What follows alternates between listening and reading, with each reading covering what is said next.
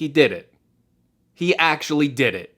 He leaked the iPhone 14 1 year early. The iPhone 13 isn't even out yet, and I'm looking at full renders of an iPhone 14, and it looks great. He actually did it somehow. How is this even possible? Hey, what's going on, everyone? Greg here, and yeah, I just rolled out of bed and I'm seeing an iPhone 14 for the first time. Well, a potential glimpse of the iPhone 14. Literally before the iPhone 13 is set to be announced on September 14th. And yes, this all comes courtesy of Jon Prosser from Front Page Tech. I can't take any credit for this leak. So if you haven't watched his video yet, even though this would kill my retention, know when I say that if you haven't watched his video, you have to stop this video and go watch Prosser's video before you watch mine. But this kind of leak is unprecedented. Like, I feel like I need to talk about this story on the channel, even though I kind of don't want to, because I'm really focused on what we're getting with the iPhone 13. And personally, I don't even want to think about the iPhone 14, at least for the rest of this year. But this leak is just too big to ignore because while we've definitely had future iPhone plans leak even before or right after a new iPhone has been announced, this is the first time I can remember getting such a detailed leak, complete with renders on what we can expect this phone to look like. And that's a big credit to the amazing renders by Ian. I mention him so much on the channel, use a lot of his renders, and he is just a whiz kid for rendering out products, and he's only 17 years old, doing a better job at this than, frankly, most adults. And he's really bringing this iPhone 14 to life with these renders. They are eye-wateringly beautiful. Because as Jon explains in his video, Apple is definitely being inspired by some of their older designs in recent years. And Jon even explains in his video that Apple is definitely being inspired by some of their older designs, especially in recent years, which we could clearly see with their most recent M1 iMac redesign. And even the iPhone 12 borrowed so much from the iPhone 5, and to a lesser extent the iPhone 4 design language, with those squared off sides. However, this time, with the iPhone 14, you can see that Apple is going one step further, and if this design turns out to be true, the 14 will look like a modern version of the iPhone 4. Full stop. Like, it has the same speaker grille design, the same siding, the same circular volume buttons, the Apple logo being under the glass. The real difference from the 4 and the 14 will be that Apple is now using a Lightning port. So no portless iPhone yet, and again, probably never going to have a USB-C port.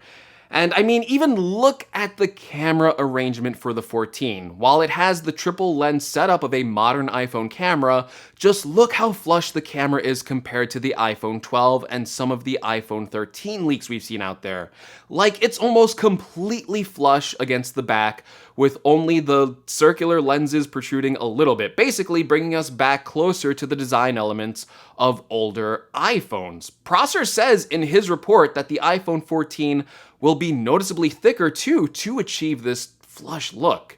Now, if you're like me, at first you think, okay, making the phone thicker, especially the Pro and the Pro Max models that we have now with their stainless steel bodies, that is going to add a bunch of heft to this phone, and that could lead to the phone being even more uncomfortable to hold. So it actually sounds like a horrible leak when you start to think about it, because honestly, the 12 Pro Max is already at the limit of what I think is acceptable for the weight of a phone, and if you're holding it for like a long time one-handed, it can actually start to weigh you down. It gets pretty heavy. However, there's some design information here that leads me to believe that Apple could make these premium phones thicker without necessarily increasing their weight to uncomfortable levels. And that has to do with Prosser and actually a few other reports from earlier this year saying that the iPhone 14 is going to use a different material for the frame. Now, on the regular iPhone, like the iPhone 12 and the 12 mini, Apple already uses a different material with aluminum for the siding, and that results in a dramatic weight difference. I mean, look at the 12 and the 12 Pro. The 12 weighs 164 grams, and the Pro weighs 189 grams, despite being the same size 6.1-inch phone.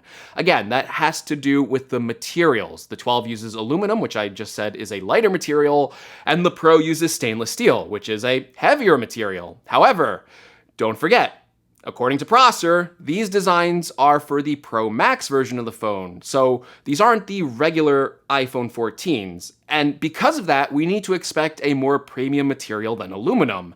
And that's just what we're getting, because Jon Prosser is reporting that the iPhone 14 will use titanium. Titanium is a premium metal that is lighter than stainless steel. And you kind of had a glimpse of that weight difference already with the titanium version of the Apple Watch, which sits in between the weight of the cheaper aluminum model and the premium stainless steel version.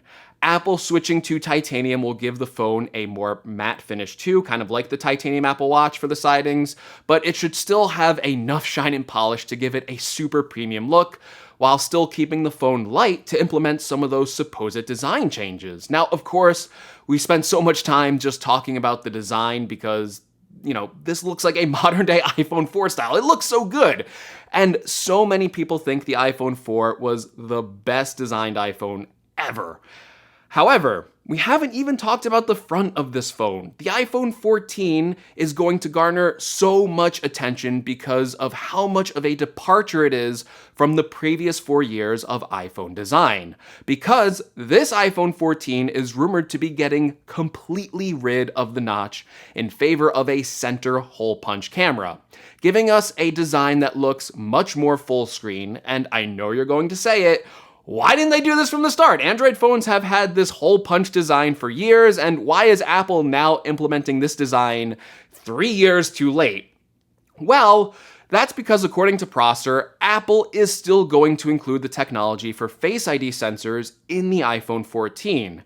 And in this stage of development, they are looking to actually put those sensors completely under the display. While this might not sound like a huge technological achievement at first, it is, because Apple still needs to be able to flash those sensors at your face to make sure the phone can actually unlock through Face ID. It still needs to scan your face. And to my knowledge, we haven't seen a manufacturer include those sensors under the display yet.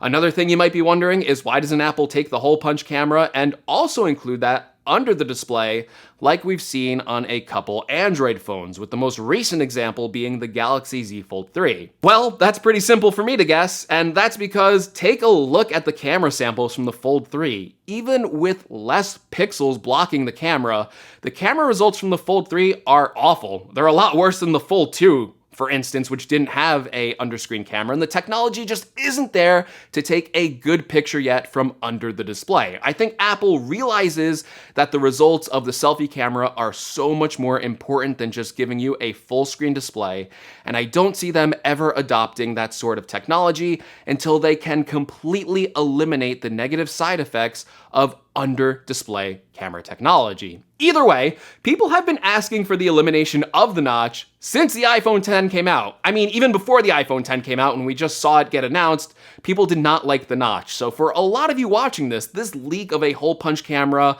on the front screen design is probably getting you really excited for the design of this phone. And it's hard not to be. I mean, John and Ian did such a great job at presenting this phone leak that the hype is somehow there. The hype for a phone that is nowhere close to being done, nowhere close to being announced, and we still haven't even officially seen what the iPhone 13 looks like, and somehow the hype for the 14 is now here. However, I do want to issue at least some warning, because I always want to give it to my audience straight, and I want to make sure that you all understand that while John has been a good source in the past, and he gets a lot of things right, I think he would be the first to tell you that sometimes he's also wrong. And he even mentions in this video that the iPhone 14 prototype is still in the early stages of development, and obviously things can always change. In fact, I remember when John leaked the iPhone 12 notch being smaller, and the notch change actually never happened on the 12.